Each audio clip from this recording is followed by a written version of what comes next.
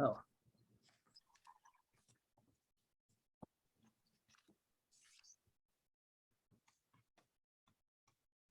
Good evening, everyone, and welcome to the Book Club of California's live online program for Monday, July 25th. If you're here for At Home Together, the Quarantine Public Library, you're in the right place. We're going to be getting started in just a moment or so. We have quite a number of people joining us this evening, and we're going to give them some time to enter from the waiting room. So just sit back, relax, and we will be starting in just a moment. Thanks.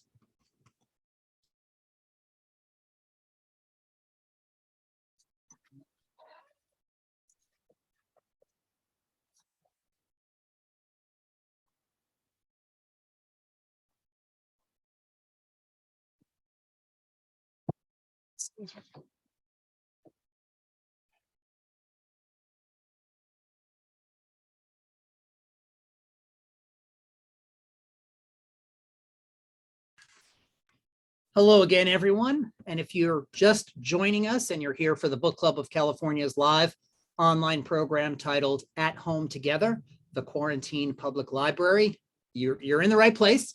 Just sit back, relax for a moment or two. We're going to give another minute or so for folks to join us from the waiting room, and then we're going to be getting started. So thanks for being with us tonight. We will be starting shortly.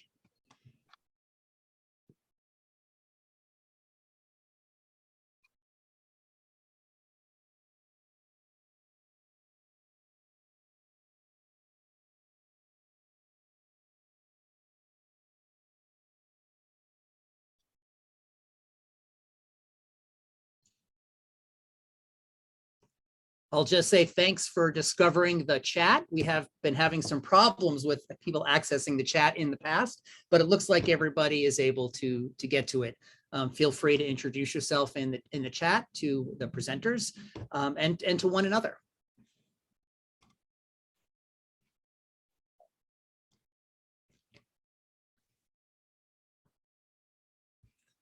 Give it just another moment.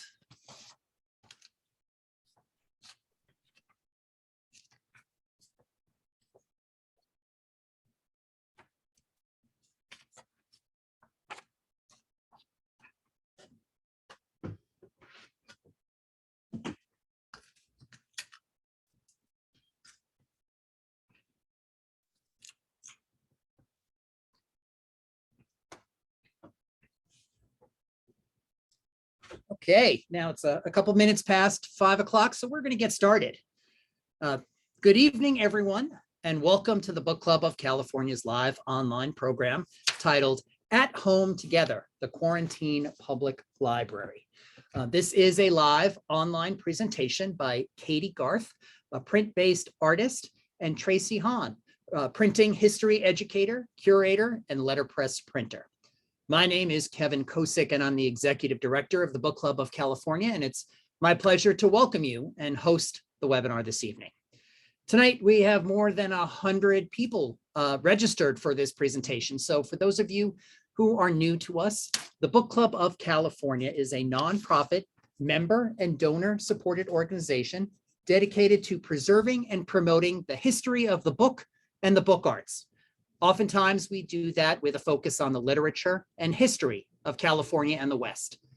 The book club publishes limited edition books, a scholarly journal, and keepsakes. We host a year-round series of exhibitions and programs like the one this evening on topics including fine printing, design, typography, bookbinding, collecting, history, and so much more. So if you're not a member of the book club, or if your membership has lapsed, and you're interested in what we do, please consider joining our century-long tradition. Our membership dues are modest, but the benefits are many, and we simply can't do the work of the book club without the support of our members. So I encourage you to visit our website at bccbooks.org to join or to donate to the book club. And now for tonight's program and our presenters. The title of tonight's program is At Home Together, the Quarantine Public Library. This is a live online presentation by Katie Garth, again, a print-based artist, and Tracy Honn, printing history educator, curator, and letterpress printer. So Katie Garth is a print-based artist in Philadelphia. Her interdisciplinary work explores tedium as a coping mechanism for uncertainty and often reflects her interests in language and independent publication. She received her MFA in printmaking from the Tyler School of Art and a BFA from the University of Wisconsin-Madison, where she was Tracy Honn's printing assistant at the Silver Buckle Press. Katie Garth has exhibited internationally, and her work has appeared in the Washington Post and Print magazine. Honors include a residency at Anderson Ranch Art Center and an apprenticeship at the Fabric Workshop and Museum. She serves on the board of the Mid-America Print Council and runs the live stream project Art Book Access Television. She will join Sarah Lawrence College as a visiting assistant professor in printmaking this fall. If you haven't already joined them, I think you might be doing that any moment now. Now, Tracy Honn is a printing history educator, a curator, and letterpress printer living in Madison, Wisconsin. She is a senior artist emerita from University of Wisconsin-Madison, where she directed the Silver Buckle Press, a working museum of letterpress printing. Tracy oversaw the transfer of the Silver Buckle Press collection to the Hamilton Wood Type and Printing Museum in 2016. In 2020, she curated, speaking of book arts, oral histories from the University of Wisconsin-Madison at the Chazen Museum of Art. The exhibition featured artist books from the Kohler Art Library with audio excerpts from book arts interviews conducted by University of Wisconsin Archives oral history program with book arts alum and instructors at the University of Wisconsin-Madison. Honn is also the president of the board of directors for Hamilton Wood Type and Printing Museum. Now tonight, Katie and Tracy will talk about the Quarantine Public Library. So I'm just going to say a little bit about it because I don't want to take away their whole presentation. But the Quarantine Public Library is a repository of one-page books made by artists, free for anyone to download, print, and assemble. They can keep them or they can give them away. Now, Tracy Honn and Katie Garth launched the project in July 2020 in response to the loss of public space and institutional art access during the ongoing global health crisis. Now, the site has connected new audiences across the world to books by more than 200 artists, writers, poets, and scholars. Now, by provoking joyful interactions with printed artwork, the Quarantine Public Library has worked to disrupt pervasive feelings of isolation during the pandemic. So if you have any questions for our presenters, please use the chat or the Q&A functions in Zoom. We have a relatively short presentation this evening, so we will have lots of time to take questions and for some discussion. And we'll curate that discussion and those questions from the Q&A and the chat in Zoom. Now, it's my great pleasure to introduce our speakers, Katie Garth and Tracy Honn, and pass over the controls for tonight's webinar. Katie and Tracy, it's all yours. Great. Oh, thank you. Hi, I'm Tracy Honn. Thank you, Kevin, for that introduction, and to the Book Club of California for having us. I'm coming to you today from Madison, Wisconsin. And as you just heard, I'm Katie Garth. I'm coming to you from Philadelphia. And as you may have just heard before I found the mute button, you might hear some of Philadelphia in today's presentation. I'll do my best to keep that to a minimum. We're really excited to be here today talking to you about QPL. So first, we're going to talk a little bit about how we got started. As Kevin already said, Quarantine Public Library is a repository of books made by artists, which we established in July 2020. The works we publish, again, as Kevin said, are free for anyone to download, print, and assemble to keep or give away. With more than 200 books in our collection, we have excitedly shared a simple on-demand artist book format with visitors from around the world, at a time when in-person art experiences have been hard to come by. The project has provided us with scaffolding for creative output and professional exchange, and it's really sustained our hearts and minds in a moment often marked by casual disregard for humanity. We can't imagine having experienced this pandemic without the sustenance it's provided. Our friendship began in 2011 at UW-Madison when I worked at the Silver Buckle Press, of which Tracy was the director. Tracy had long envisioned an exhibition of one-sheet, print-on-demand 8-page books.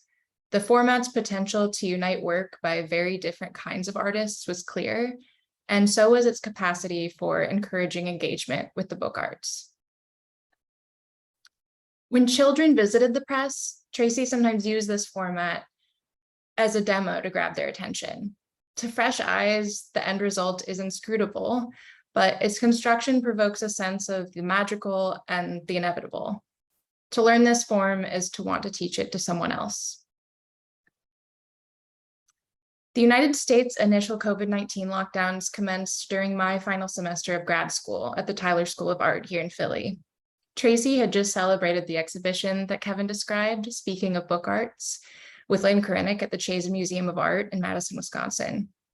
So we were each sort of nestled in these hubs of knowledge and creative output and artistic expression, beloved libraries, print and bookmaking facilities, and other people who frequented them. And then suddenly we weren't.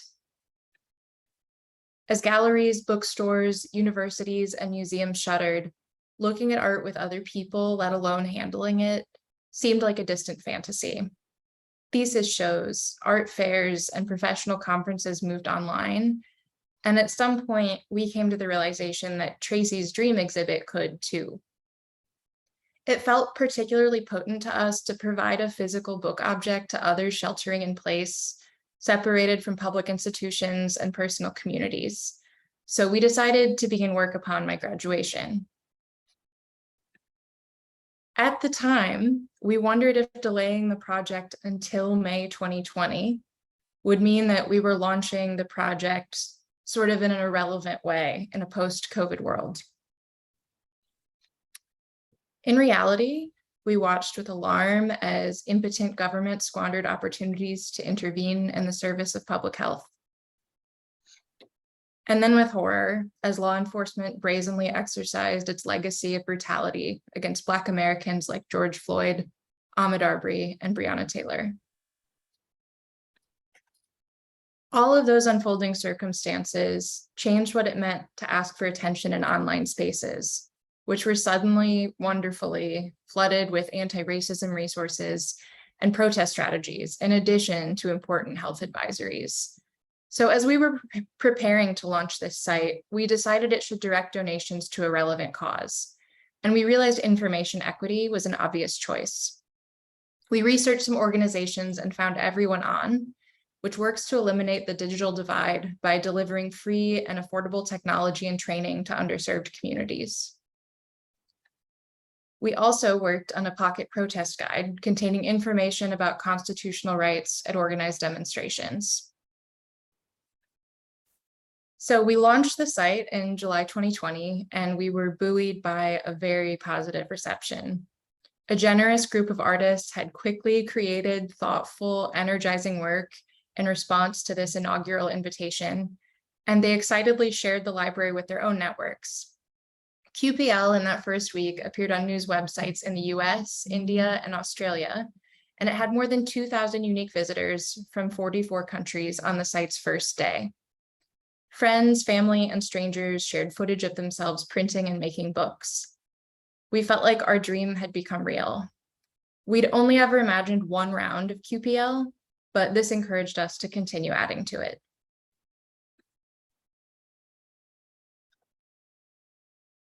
This project began organically. We weren't in search of an idea for collaboration, though we knew that was something we wanted to do someday. Instead, the idea for Quarantine Public Library simply emerged from phone conversations between friends as we were each staying at home in the spring of 2020 and trying to cope with the emergence of COVID-19. As we talked QPL into being, its potential for good was a source of encouragement that gave us purpose. The impulse to make something to give to others during an awful time and around a stunning experience felt powerful, comforting, and right. Public libraries, and more generally, formal education and teaching, were institutional service models that represented the kind of democratic principles we wanted QPL to embody. The project's name, which Katie suggested early on, was critical to our success. It perfectly captured the spirit of our idea and gave us the conceptual hook we needed to make a possibly confounding idea gettable. And like a public library, the site would be open to anyone who visited, and it would offer a variety of books for circulation, free. The bonus of our artist book library concept was that visitors could keep any book or as many books as they liked by printing and assembling at home. In a world temporarily without public commons, we use the familiar ideas of libraries to offer a virtually shared space of brief and joyous refuge. So QPL was intentionally designed with a balance of open and closed systems. There were clear boundaries like the format that we controlled, but within those parameters, there was autonomy for free expression. We asked artists to follow strict submission guidelines, but beyond those rules, we trusted the authority of artists to make the books they wanted to share. The website was designed for ease of access and understanding. We cultivated an attitude of respect and kindness towards contributors and users. Design decisions were driven by utility, and as much as possible, we streamlined our own processes. We worked quickly to build the site as contributors were simultaneously creating its content, the books. Adding books in later rounds was made easier because we had anticipated that QPL might grow. While public libraries represent our service model, QPL is more accurately described as a publishing project. As publishers, we solicited content and formatted it to our standards. We controlled presentation, distribution, and primary promotion of the work. Getting QPL established and running was in large part an editorial process. Deciding on formats, drafting invitations for participants, writing and proofreading site copy, and figuring out the best pacing for external and internal schedules and deadlines. The work required us to be exacting and precise, things we value. All of these activities are standard publishing as well as curatorial practices. Thinking of our work as publishing did allow us to improvise our own structure for generation. Other ventures like this, the Library of Artistic Print on Demand, have centralized disparate projects from myriad artists. And there are several printable zine websites that exist they accept all and display all user submissions. The College Book Arts Association has an excellent traveling zine exhibition and archive called Rising Together. And the discipline continues to practice its long established tradition of curated exchanges. Over the last decade as well, Art for a Cause auctions and gallery shows have proliferated. None of these models entirely mirror our approach. Our similar personalities and mutual understanding allowed us to shrug off parameters we didn't want and to embrace the guardrails that felt right. The book. Our familiarity with artist books, book arts exhibitions, and our own separate practices and curatorial work informed QPL. A presentation of book arts per se was not the goal, as much as artist books were the means. We used familiar tools to put something meaningful and tangible in people's hands at a bewildering time. The idea of offering free artist books for home printing was made possible because of the 8-page book structure we used. Book artists recognize the form's value as a basic teaching tool. It's easy to make and has surprising power to inscribe pleasure. The structure's economy of means, carrying content on only one side of a single sheet of paper, allowed us to present artist books on a website with elegance and efficiency.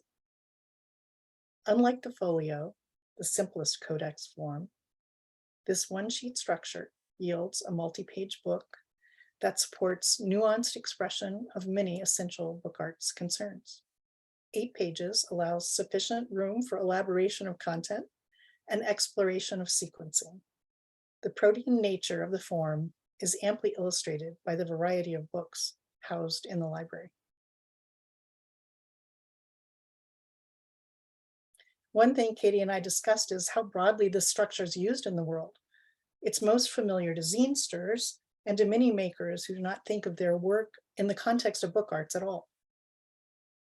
This speaks to the strength of the form rather than to a failure of classification, and is an excellent reminder that people make books for all kinds of reasons.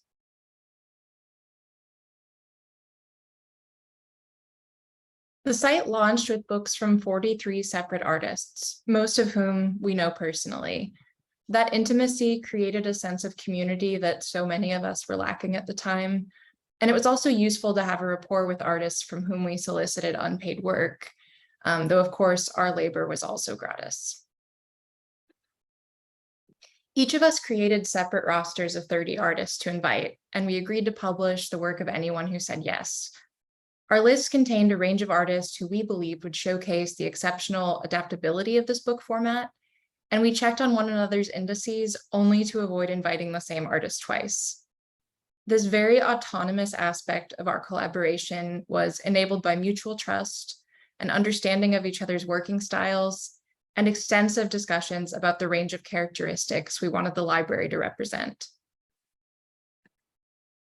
We tried to replicate that balance in the invitations to those first artists.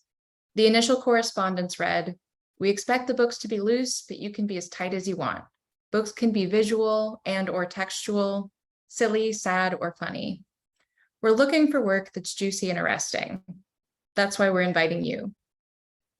We provided just 2 weeks initially, hoping to encourage playfulness and to eliminate the second guessing and anxiety that's often provoked by premeditation.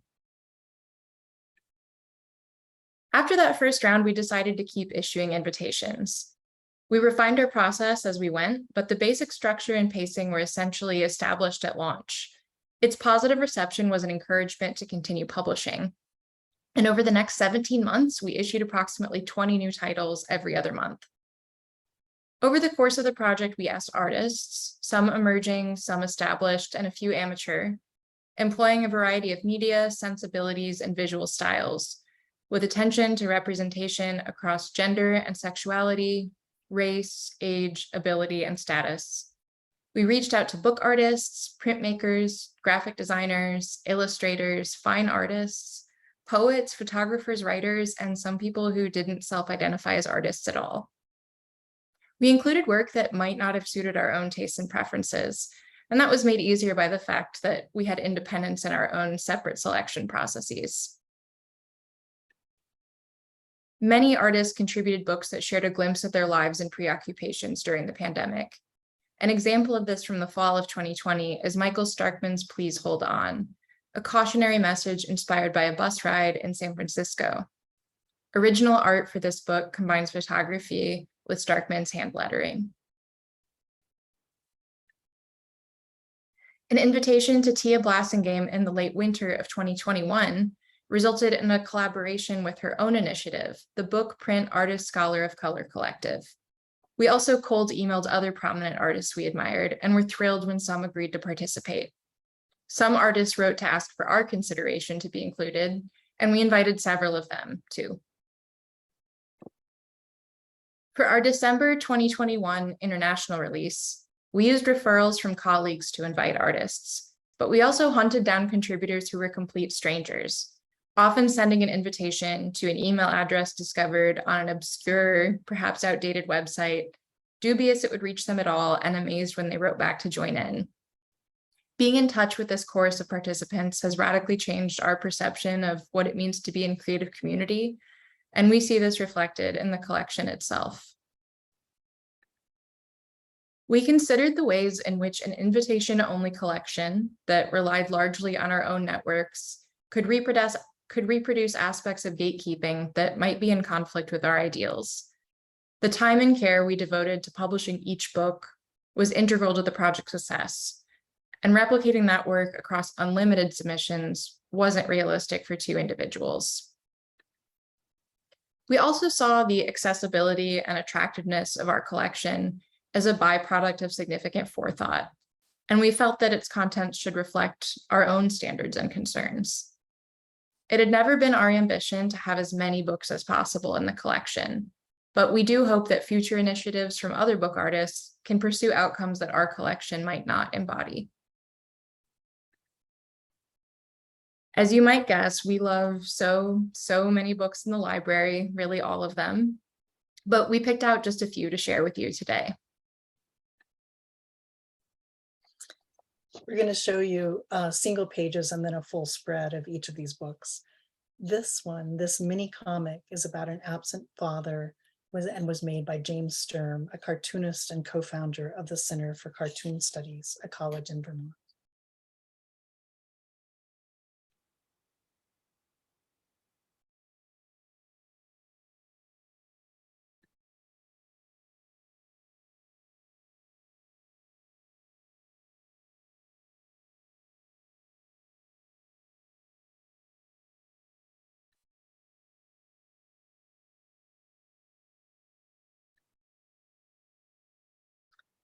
In the Car at Night is an excellent example of an artist using the format for a straight up sequence narrative. The book conveys the storytelling power of 8 little pages. Using scale changes, shifting views, and exquisite pacing, James's book feels huge despite the ephemerality of everyday life that's depicted. This book slayed us. Translations from the Interior by Jenna Osman. The blurb for this book is, during quarantine, with the help of Google Translate, everyday household objects finally have their say. Series 1 features my tablecloth.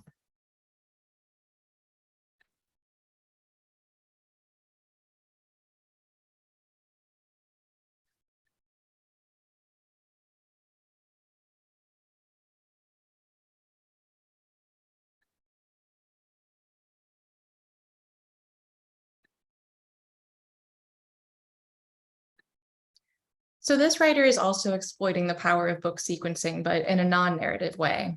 Osman, a poet who teaches an MFA creative writing program at Temple University, takes that interiority of quarantine, here, an artist staring at her tablecloth, cell phone in hand, as her starting point. Through close looking, Osman jumps focus to investigate how text is woven, tangled, and reimagined. Tiffany Barber's collaboration with artists Sandy Williams IV and Mariana Pariska plays on self-help literature and outlines steps toward shedding personal and cultural baggage to break up with white supremacy.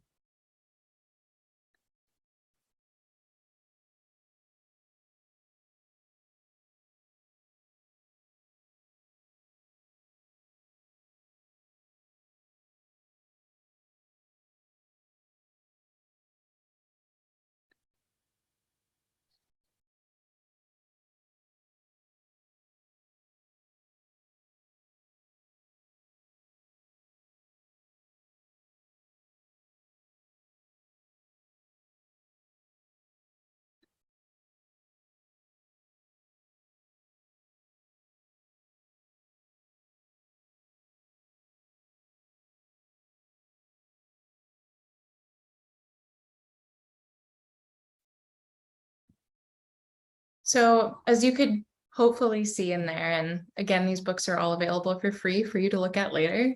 Barber includes reproductions of artworks by Sandy Williams IV and Pariska, and she uses them to compose a standalone artist book. It's a how-to on responding to white supremacy. Here, the book form functions as rhetoric and documentation. It elegantly uses the most fundamental elements of books, words and pictures, to instruct. It's a powerful handbook.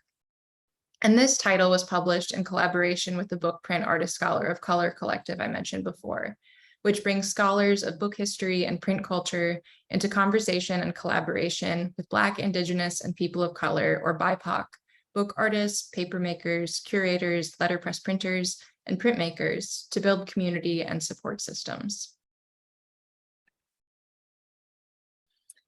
Alex Lucas, the artist of this book, his blurb reads, variable message signs from March through June 2020.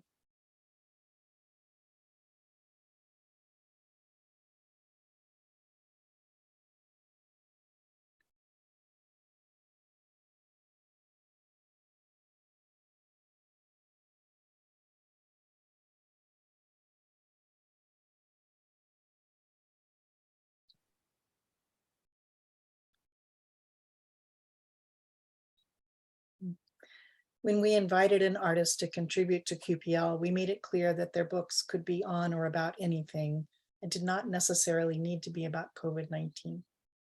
Still, books that have particularly touched us are moving because they reference or rhyme with the shared experience of global pandemic, the very thing that motivated us to start QPL in the first place. Alex Lucas's book is an example of this. The title, released in September 2020, felt like a cri de coeur, stay home. The last book we want to show you is by Carolyn Swizzich.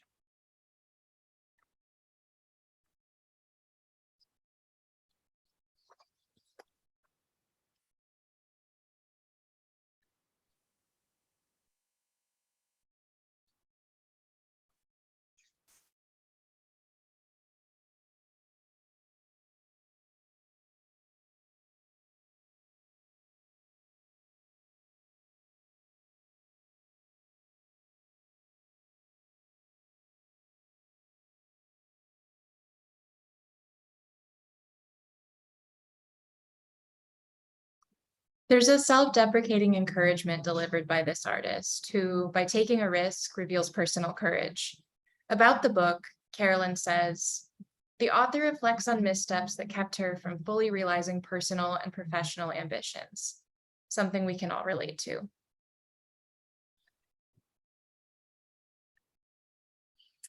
Quarantine Public Library is collaborative at heart. It begins with our working partnership, extends to our contributors, and includes our audience. We think of visitors to the site who download, print, and make a book as being in collaboration with us. They complete the cycle of bookmaking and all are valued participants. Katie and I live in different parts of the country, but it's been COVID-19 that both inspired and necessitated a collaboration at a distance. The first opportunity we had to talk about QPL in person was in October of 2021 at the Las Vegas Book Festival, more than 15 months after we'd launched. Our work depended on the phone and email, and we've used Google Apps, Drive, Forms, and Gmail to organize files, house submissions, and manage correspondence. Collaboration is a much discussed practice within book arts. A common method has one person directing the separately made parts, writing, printing, binding, etc., while retaining authority as a producer. For QPL, we used a blended identity model of collaboration. We shared development of the concept and co-own the final product. With that said, there has been much division of labor in the production of this project. To make the work lighter, we separately manage similar tasks like issuing invitations, answering mail, writing, and proofreading. Katie's fluency with digital tools and social media meant she interacted more directly with the site. My experience managing institutional projects helped fine-tune communication. In the end, we each feel we are in the other's debt, which makes for a gracefully balanced collaboration.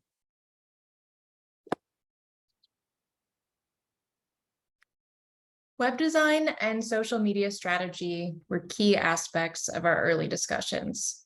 How could we quickly convey the potential of this niche form to a general audience in a way that encouraged and engaged? A successful project would reach viewers beyond our own networks, teach them something new, convince at least some of them to make a physical object, and then give a certain intimate attention to that media. Even more ideally, it would then incite them to share it with others. So marketing experts with large budgets and significant expertise can spend months crafting a digital campaign just to entice a very small fraction of its target audience to open an email. Getting a stranger to make a book is a much bigger ask, especially for two people working against a quick deadline. To us, an elegant solution would obscure that intricate dance of user engagement, but also showcase artist contributions both individually and as a collection. My background as a web designer was a useful starting point, especially given our discipline's reticence towards fleeting and unstable technologies. The stereotypical book arts philosophy is a far cry from Silicon Valley's move fast and break things credo, and for good reason. Tracy imagined the digital delivery of books, and I was excited to make it happen. I suggested we create our project with Squarespace. It's a popular template-based web builder, and in my view, it sets the industry standard for usable, sophisticated design. That choice meant our site had specific advantages baked in from the beginning. It was responsive, meaning it functioned well for desktop and mobile viewers, among other viewport sizes.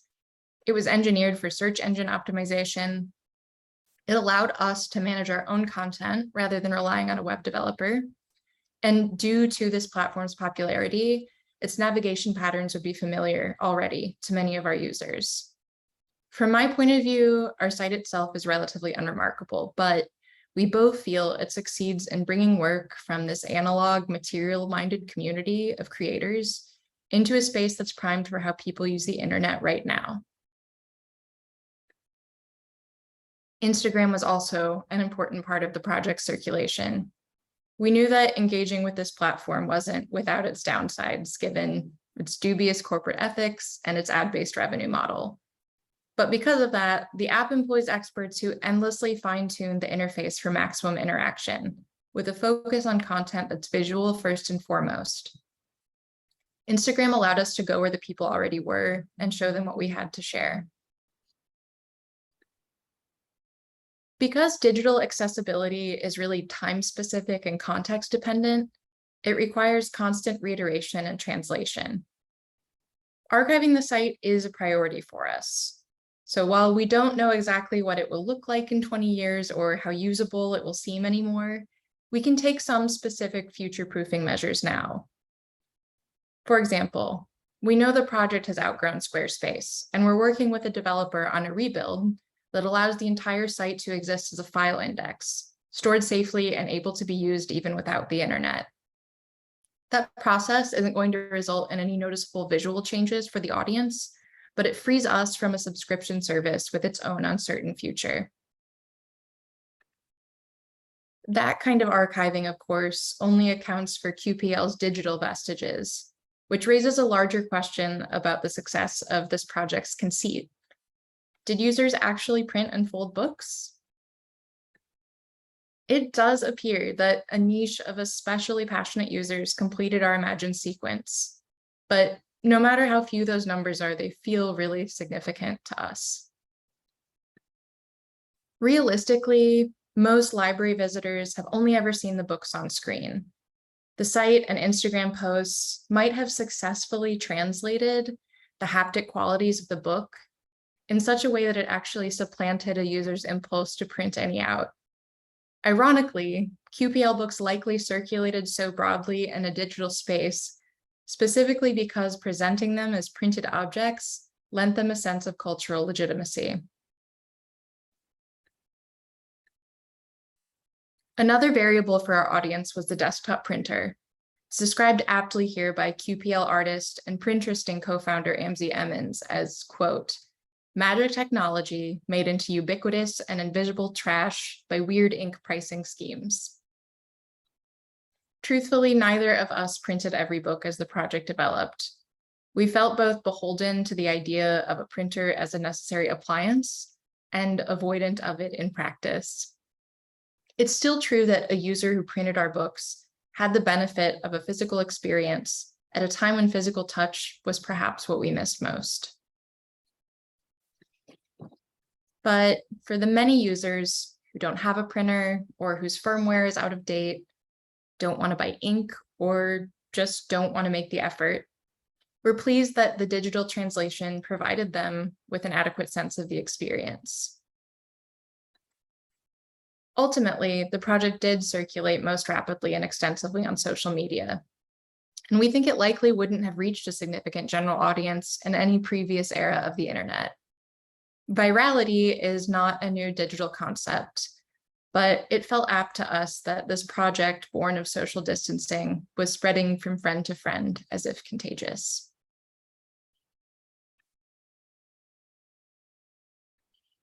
When QPL launched on July 15, 2020, COVID cases and infection rates were higher than ever before. Our project was sadly more relevant than we'd hoped it might be.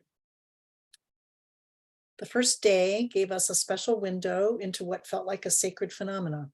It was possible to see that visitors from different countries were printing and folding the same book on or around the same time, creating alone but in tandem. This separate simultaneity reflected the potential that a digitally native project intended for material realization might achieve, a way of puncturing the digital realm to create a shared haptic art experience in a time of isolation. Since then, QPL has garnered more than 150,000 page views, attracted visitors from more than 100 countries, and raised $2,600. This reach was generated largely by the audience that each contributing artist brought to the site. And it was accelerated by several exciting mentions in the media, perhaps most thrillingly for us, a feature on the Daily Heller.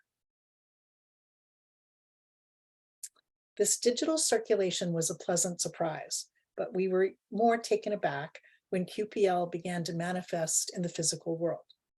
The project is represented on WorldCat, as a handful of libraries have included the library in their digital collections, but at least one has amassed a printed set too.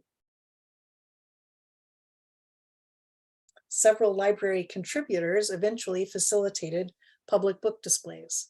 James Sturm supported librarians at the Center for Cartoon Studies who created an exhibit. And Lynn Avadinka, who folded what was then every book in the collection to feature at the Power of the Press Fest in Detroit in October of 2021.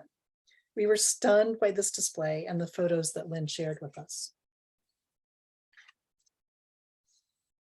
As the initial promise of vaccination facilitated our collective emergence, audiences began to find QPL through books they encountered in space, rather than making a book after first finding QPL online.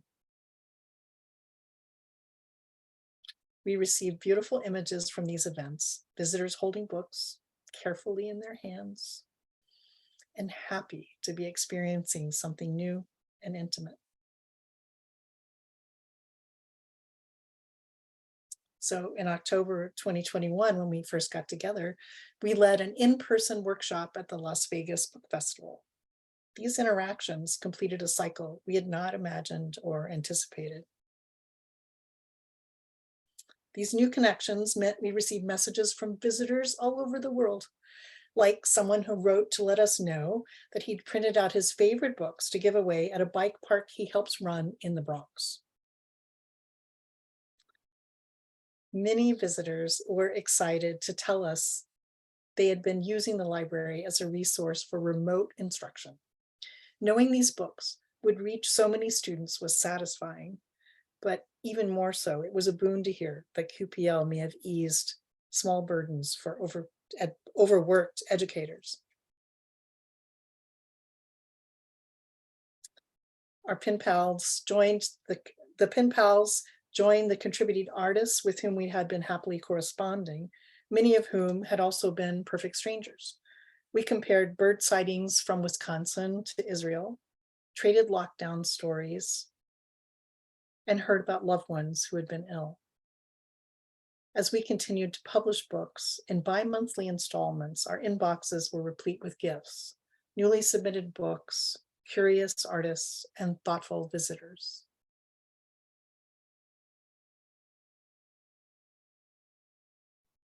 QPL began as a way to connect with others around a shared experience. We used a form we loved, artist books, to reach people where they were, anywhere but mostly at home. The conceit of a library reflected our personal values and framed our intentions to freely offer something we cared about. The success of the project was dependent on how the work was created, shared, and received. Generosity from myriad contributors built the collection. We strove to thoughtfully publish and circulate its works, and strangers across the world enjoyed these novel little books as the gifts we envisioned them to be. From artists' passionate participation to the extent of the project's digital circulation, we feel we achieved our goals. We also identified areas for growth.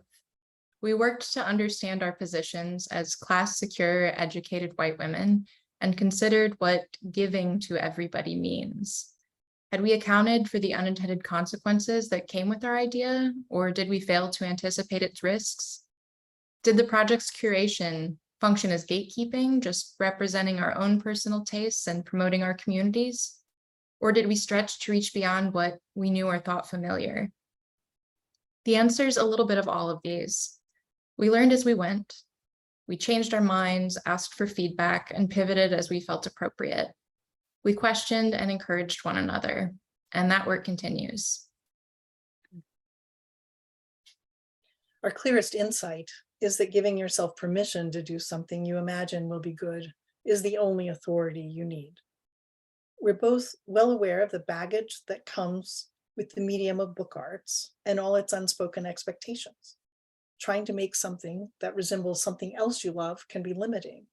Our love of materials, tradition, craftspersonship, and pride in these things can keep us from exploring new formats with different potentials.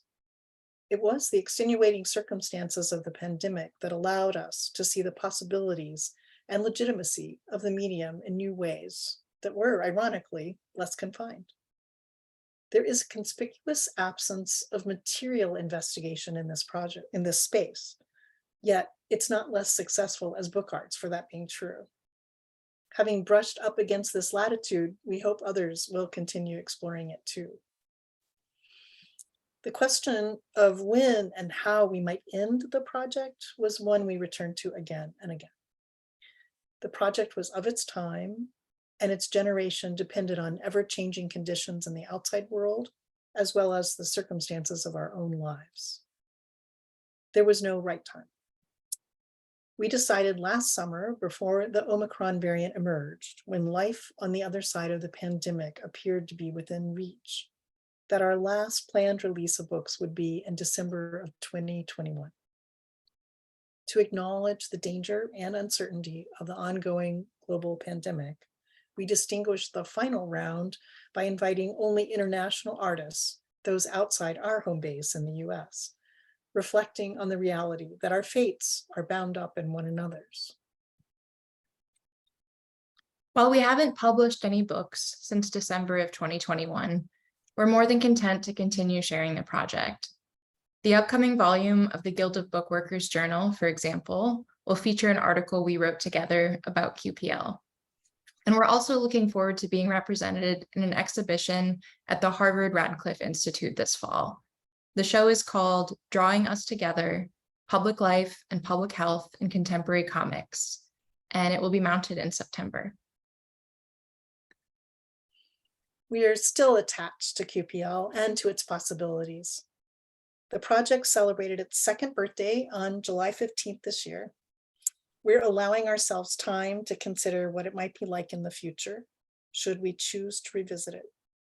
Of course, no matter when COVID-19 becomes endemic, our everyday life will still look quite different than it did in March 2020. Quarantine Public Library has been a way for us to understand that this altered future is one worth sharing. Thank you very much. And we're going to hand things over to Kevin for some questions. I'm back. Yeah. And that was, I took some notes here because I have some questions, and there are some great questions up in the chat, but I'll say first, that was really terrific. As I think I told you, I was down an internet rabbit hole one day doing some research for stuff here at the book club, and I just stumbled across QPL, and I was really just like enthralled. I just like was on it for a couple of hours. I probably did made more than a dozen books, just because I was like, how does this work? And what's the content and all of that kind of stuff. I gave most of them away. I probably have a couple more around the office somewhere, but this is one of my favorites. And I saw it in the exhibition there hanging on the wall. So that was great. Spells for Protection. And the very back says Shelter in Place. And I've just kept this one. I think the project is so amazing and incredible because it's so powerful. And, it reaches all kinds of folks. Those numbers of how many people have participated, especially early on, are incredible. I was going to ask if you would share some of those things, like the demographics and the locations of the users. So thanks for doing that before I could even ask you about it. But I think this is a really terrific project and so impactful. It was special to me and important to me, and I'm sure it was great for other folks who were able to participate. And I'm glad you're keeping it open to see what might happen next, because you don't know what might happen next. So let's get to some questions. One of the first questions that we have are about your working together. And I know that you mentioned early on a little bit about how you were not in the same place and you didn't meet until like whatever 16 months after the launch or something like that. How was that working together period when you weren't able to be together? Did you Zoom? Did you call? Did you email? All of the above? Were there miscommunications, or like was it so smooth? Like talk a little bit about how in retrospect that felt. You go, Tracy. It was just like smooth. It was all of the above, and any details that would be of interest, I don't really have any, except that we just talked and talked and talked and talked, and it did take a lot of discussing for certain, kind of nerdy, down in the weeds aspects of it. So we had to, but we're still at a distance. Like we're collaborating and have been, and I expect we'll continue to do other kinds of things, but yeah. Katie? Yeah, I think there's something that we wrote in the beginning of this presentation about how this sustained us. And so I think when you ask like how collaborating was, I think it was, we both like do our own artistic projects as individuals and contribute to other organizations, but there was something really nice about there being this third entity outside of either of ourselves that we both reported to. We really were alone, and I don't really think about that anymore, like how long that time felt and how we thought we could get code from the mail and we would never see anyone again. But it was just actually really special to have this externalized entity that like gave a pace to our lives and something to look forward to every week, like a meeting or something to do, and especially discussing something that we cared so much about. So there's a great comment in the chat that says, I love the breadth and thoughtfulness put into this project. Is there anything that surprised you while collaborating on the project? Or are there things that you might have done differently in retrospect? None come to my mind. Wow. I know it sounds like a fake answer, but I can't think of it. Sounds like it was pretty smooth. What were there any? Here's some people. If you're out there and you want to have a question, you want to put it up in the chat, please do it. Now's the time. I'm going to ask some of the questions that people either texted me directly or that I wrote down. And one of them had to do with the artists and the submissions, because that seemed like very condensed, at least early on, like the 2-week turnaround thing. That's I think what you said, right? You you invited folks.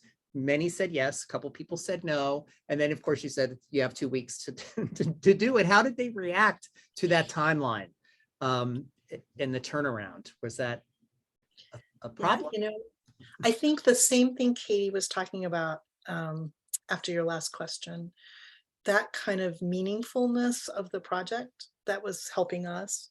in the collaboration. I think we were able to convey, and it had this sense of urgency and also don't invest too much, but we're giving something away. It's a party. Do you want to come on? And there was a kind of exuberance. And if people didn't get it, they wouldn't do it, right? So we were meeting some people that we hooked up with spirit in our spirit, right? Is there any any submission that you had to say no to for some reason, or did everything that came in? Ooh, dish. No. You don't have to give us the details, but either content wise or like technically wise, like it wouldn't work. Was there anything? Well, we never said no to any, but you know, part of this project was translating work from, as we said, materially minded people to be distributed in this very specific digital way. So some questions came up early on, sort of like pushing at the boundaries of what we would or wouldn't accept. Things like, can I make a double-sided one? Can I tell people to print it down and do it full bleed? And we told everybody, no, they have to all be the same. And that was a decision that was made for ease of the user and thinking about things like if a library prints it out and stores them all together, we want them all to be the same size. We want them all to work the same way. That 8-page book form that we showed the video of, it has 2 pagination structures that work actually. So sometimes we had to translate one into the other digitally. And there were several times when like I would help someone translate their cell phone photo into a Photoshop file so that we could upload it, or other sort of digital literacy, I guess, things like that. Also, the European standards are different, and not just Europe, but all the other standards outside of the US really are following their standard page size is different. So we had to think about that and what we would do. And we did a little trying to control it up front, and we didn't say too much about it, and everything ended up fitting our format. I guess that we controlled that in the end. Yeah, because there's a question about the technology supporting it. So printers were all, was there a printer? We had a tech support department, and it was Katie. It was Katie. Oh, okay. Good. So customer support, they called you, users and artists called you when something wasn't, or you responded when something wasn't working. Yeah, and I mean, truly, we did experience this and I loved it. You know, the age difference between us means that we were inviting so many different people. And so because of that, when like sometimes when people had a problem, I would be getting to meet friends of Tracy's or artists through Tracy's who I didn't know. So I got to have all these lovely phone conversations with people. It was really special. And I think in response to the question about like which kind of printers it requires, it's any standard desktop printer that prints a letter-sized image. And we did tell artists, like, feel free to use as many colors as you want, but anticipate that your work is going to be printed in grayscale and look at the contrast in grayscale to make sure that it translates well. Yeah, so I'll say that my favorites that I printed a bunch of different ones to see like the ones that were had a photo on it or were different colors on different pages. My favorites ended up being the ones that were simple, straightforward black illustrations, black on white paper illustrations, because I just thought they looked cooler that way. But there are some incredible ones out there of all different types of formats and colors and all that stuff. There have been a couple of questions. Oh wait, did you say the files had to be in Photoshop? What someone asks about, I don't think, how did they submit files to you? Were they PDF final files or all over the board? Sometimes it was just a photograph of a physical object. Oh, Yeah, I brought up the Photoshop thing because part of the work that I did in uploading it to the site was I did use Photoshop to standardize all the submissions so that, you know, if somebody sent it and they didn't have like the specific printer margin that we'd allotted for, I could throw things like that in at the last moment. And again, just make sure that for the user's sake, there was a really consistent experience, you know, being able to anticipate what they were going to get. so you were getting all different types of submission files, like PDFs and JPEGs and photos and all kinds of stuff. That's crazy. And one artist handed theirs in as a hard copy, just as a try. I was going to ask. I bet somebody even mailed it into you, right? So It was me. yeah. So if you're out there listening, you should definitely go to quarantinepubliclibrary.com and look at some of these and try it. I love the fact that you said that this form, to learn this form is to want to teach it. That is so true. Once you learn it and you do it, you're like, oh, I have to show somebody else how to do this thing. And it's infectious in a way, in a good way, to kind of get this art out there. So go to quarantinepubliclibrary.com. Also on your screen, you're probably seeing an email address and an Instagram account. There have been some questions about your personal Instagram accounts. If you have an Instagram account, you'd like to share that with the audience, now would be a great time to do that. Sure. I'm a woman of mystery. It's just Katie Garth. At Katie Garth. Yep. I'm not on there often and I don't remember mine, but Katie might. Oh, I think I saw it somewhere. Oh, it was in your presentation, I think, at some point. Well, okay. I think Probably it's- tagged in one of the other Instagram. Yeah. Yeah. In one of the Yeah, you can find us. We're Yeah, findable, or you can email us and we'll Sure. send it back to you. I'll see if I can find them, because I send an email out to everyone who registered and came tonight with kind of an update. I'll send out these links Great. and some more information, but I'll see if I could find your personal Instagram accounts too, and I'll throw those in there. Thank you. If you haven't had a chance to put a question in, now would be the time, because we're just past the top of the hour. And I think we're going to wrap up. You answered a whole bunch of, oh, I had a question about the Pocket Protest Guide. How did that come about? Who did you find to do that? And how successful was that? Was that one of the most or much downloaded books on the site? Can you talk a little bit about that? It's interesting. Katie, would you talk about it? Yeah. Again, I think it was, and I am on Instagram a lot more. I'm on Instagram way too much. But that really was a place where it felt like people were gathering to talk about a lot of these emerging issues much more frequently than they had been before. And I think I just had sort of a sense that putting something up and asking people to look at it was a lot to ask for at that time. And we kind of wanted to give them something that felt relevant. When we think about the potential of independent publication and fast, free distribution, printing something like that is like meaningful in its size, that you can print it and have it on you, it just seemed to dovetail really nicely with the format. We announced we were going to do it. So one funny thing about that 2-week format is that I think we invited artists on May 25th or so, and it was a few days after that George Floyd was murdered.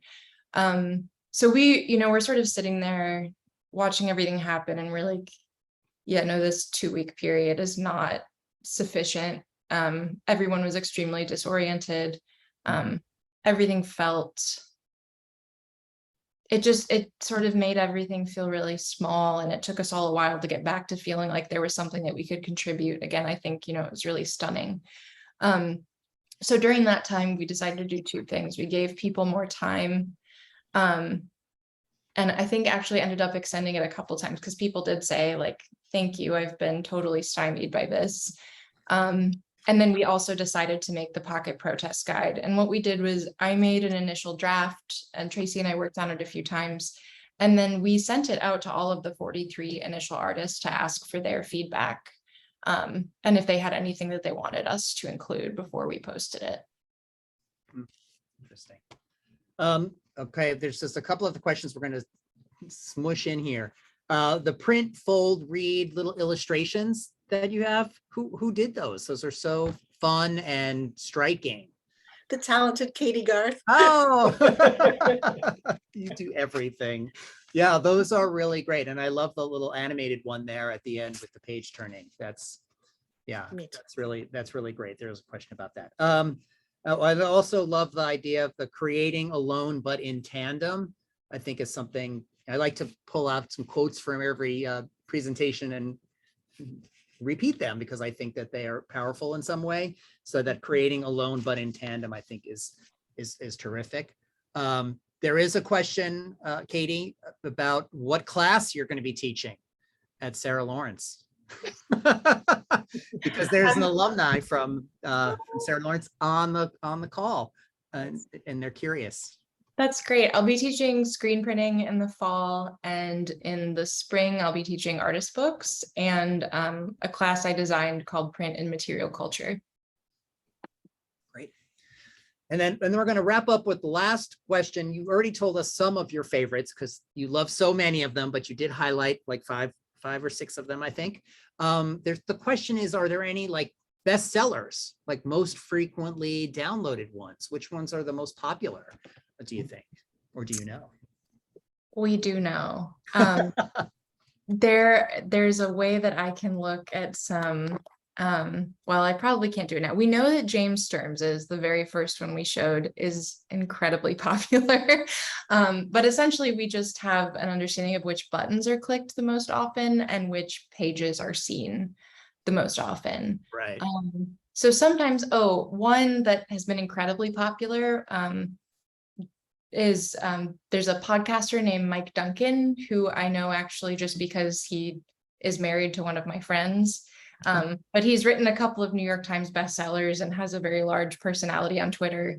So he writes about ancient Rome. And so he wrote, and then more recently about historic France. So he made a little cartoon about Lafayette that has been very popular also. Great. So Tracy, In the Car at Night was the one that is super popular for those of you who are taking notes and want to go find that one. I love that one. There is some great comments here in the chat, which I will send to you. And so you can see all the accolades that are coming in for you. Very inspiring is what a lot of the comments are. Really enjoyed this presentation. I, of course, enjoyed it. I love QPL, and I probably now will go find all of the ones that I didn't know about before and print them all out. So thank you both. Thank you, Katie. Thank you, Tracy, for doing this talk for us. This was terrific. For those of you who asked, we are recording this and it's going to be available at BCC at home for book club members later. And I'll be giving copies of the recording to Katie and Tracy to put wherever they would like to share that video. So again, thanks to our speakers, Katie Garth and Tracy Honn, and to you for attending this Book Club of California program. As some of you know, each year the book club has a month-long book sale where the Book Club of California's own finely made publications, both books and keepsakes, are available. We do our summer book sale each August, and the titles that are on sale are featured on our website and in the emails that you're probably getting from the book club. So keep an eye out for those emails and check out our summer book sale. We have discounts of 20 to 30% off more than a dozen book club publications, and more than a dozen annual keepsakes are on sale for just $15. So because of the summer book sale, we are going to be back towards the end of August with our next in-person and online program. And that's titled "A Picture is Worth 1,000 Words." And we are going to be taking that time to share seldom seen photographs from the book club's archives with you in person here at the club rooms and on Zoom in a slideshow. And we're going to be enlisting your help to identify the members and the guests that are pictured in all of those at all those events in all those photos. So we hope you can join us either in person or online for that rotating slideshow where you can comment and name the people, right? It's kind of like a photo hunt where you can help us identify some of the people from the book club's history. So that's going to be on Monday, August 22nd. At 5 o'clock here on Zoom or in person at the club room. So I hope you can be with us for that. Thank you again for being with us this evening for this terrific presentation. One of my favorite topics. I'm so glad I found you and you agreed to come on board and do a presentation for the book club. I really appreciate it. This was so terrific. Thank you, Katie. Thank you, Tracy. Thank you so much, Kevin and everyone. And I hope everyone out there has a wonderful evening. Be well, take care of yourself, and we'll see you soon here at the book club. Thanks, everyone. Good night. Good night.